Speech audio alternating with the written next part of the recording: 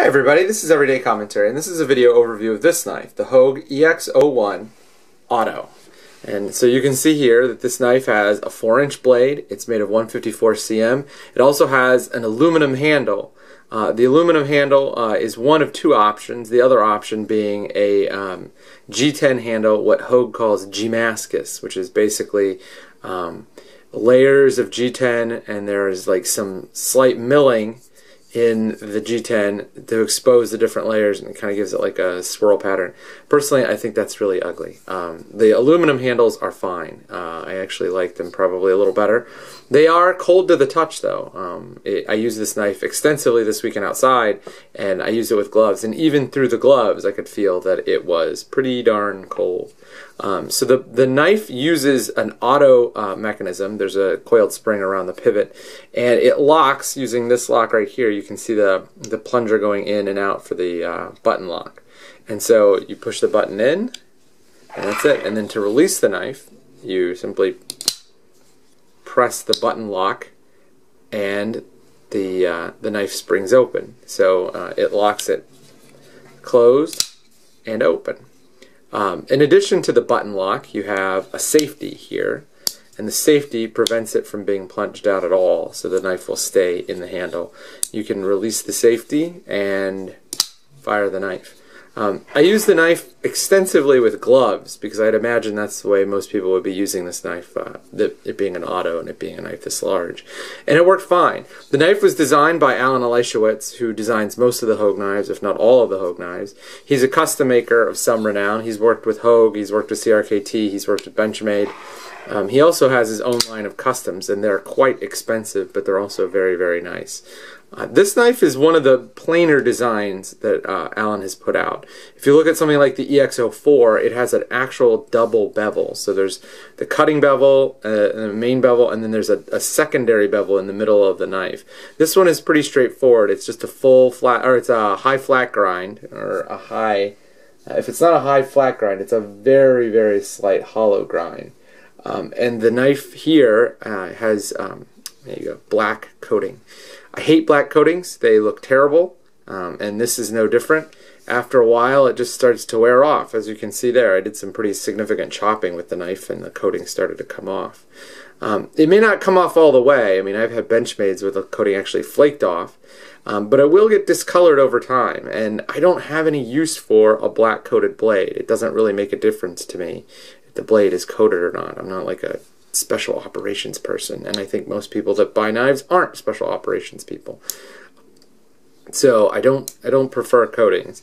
That said, this knife is a really nice utilitarian size and a nice utilitarian shape. It's probably a little too big for EDC. I mean, this is a big knife. The 4-inch blade is pretty darn big. So this is the knife, and here it is compared to a non-stock but same-sized mini grip. This mini grip was refitted with Allen Putnam scales, and as you can see, there's a pretty big size difference here. This is not a small knife at all. It's probably bigger than the mini grip. It was definitely bigger than the mini grip. It's probably bigger than the regular Griptilian.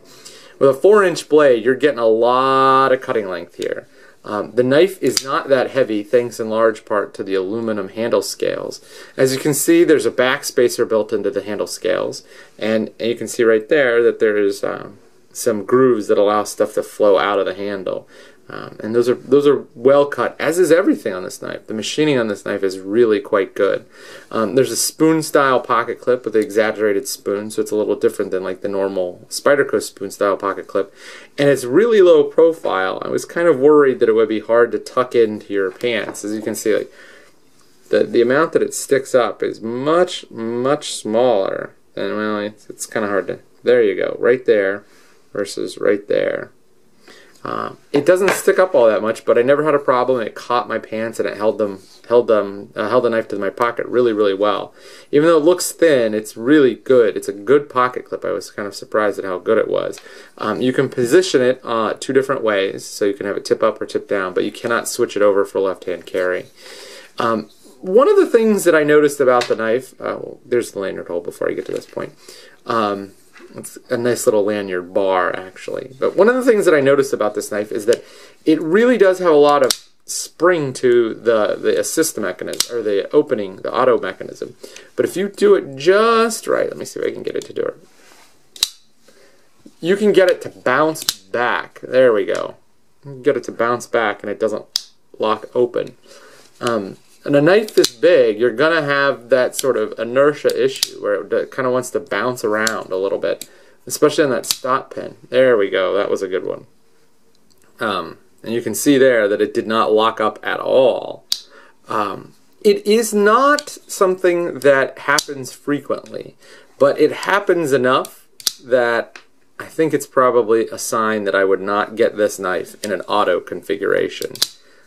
I guess if you need an auto, if you're like an EMT or somebody like that needs your knife to come out the first time, every time, then you're probably going to have to get an auto. But it's not as thoughtless as it would seem, especially on a knife this large. The blade has so much momentum that when it hits the stop pin, it'll do something like this. It'll hit the stop pin and then it'll shock itself out, so that the spring carries the blade into what is supposed to be the lock position, but before the plunger from the button lock can engage, it bounces back, and then that's what the blade looks like when it's not engaged. Let me see if I can do it again.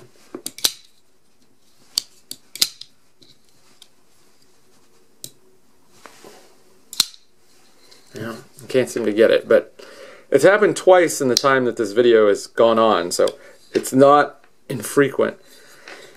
If I were Hogue, what I would do is I would drop the auto. Maybe they sell a lot of autos, maybe they don't. I can't imagine that they sell a ton, but I would put a flipper on this knife. You don't have room for a thumb hole, and if you don't have room for a thumb hole, and you probably have room for a flipper, then that's probably the next best way of getting a knife out. I just can't see the purpose in having an auto, and for whatever reason I can't get it to misfire now. Let's try this. Yeah, you could hear it there. It kind of did a double click, and that was the knife misfiring. I've had small autos. I reviewed a ProTech that Blade HQ sent me, and in that knife the blade was so small that there really wasn't enough momentum to cause that shock or bounce back, so it locked up every time. Here I think that two things are going on. In addition to the momentum from the large blade, I also think that this particular knife's spring tension is a little too much. If it was a little less, it might not have that bounce back effect, but then you run into the point where it's so little that it doesn't deploy the knife at all. And I think that those are balancing considerations that the knife maker has to take into account when making a knife. But again, I just don't see the utility in an auto. Like, yes, I was able to deploy it very easily with gloves on. Yes, it comes out almost every time perfectly, but you're getting an auto as a fail-safe, and if the auto doesn't work every time, then the purpose of the fail-safe is defeated.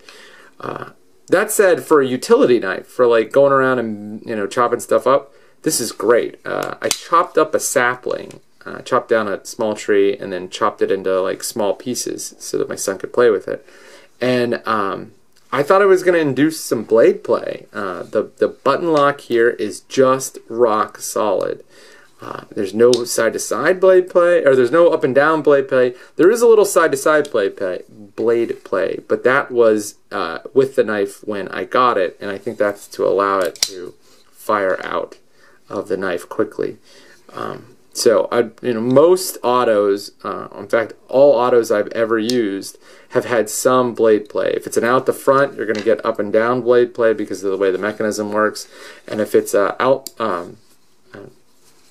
if it shoots out the side, if it's a side deploying auto, you're going to get some side-to-side blade play, so that there's not enough. The spring can overcome the friction at the pivot point.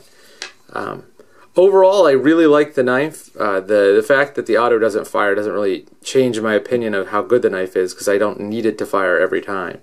The blade design is excellent. It's a beautiful, beautiful drop point. I mean, this is just a classic, simple blade shape. There's an unsharpened swedge up at the top that brings the point down to a really nice point. The blade stock is relatively thick. I think you can see here that the blade stock is probably maybe not twice as thick as the blade stock on the mini grip, but it's really thick. Let me get another knife. So this is the Spyderco Techno, and it is notorious for having super thick blade stock. And here you can see that the Spyderco Techno is a little thicker than the EX01, but not substantially thicker. This is a pretty thick blade. The package is pretty nice. It rides in your pocket quite well. And again, I don't like the black coating, and I prefer not to have the auto. But as it is, this is a very good knife. The Hogue knives are made in the United States. They're manufactured in the United States. They're designed by Alan Leishowitz in the United States. And according to their website, they're hand sharpened in the United States. So they are really nice products, and they're not terribly expensive. This one is a review sample from Merrimack Knife and Tool. I'm going to return it to them. And before I do that, I'm going to take a couple more pictures and then put up a review. Thank you very much.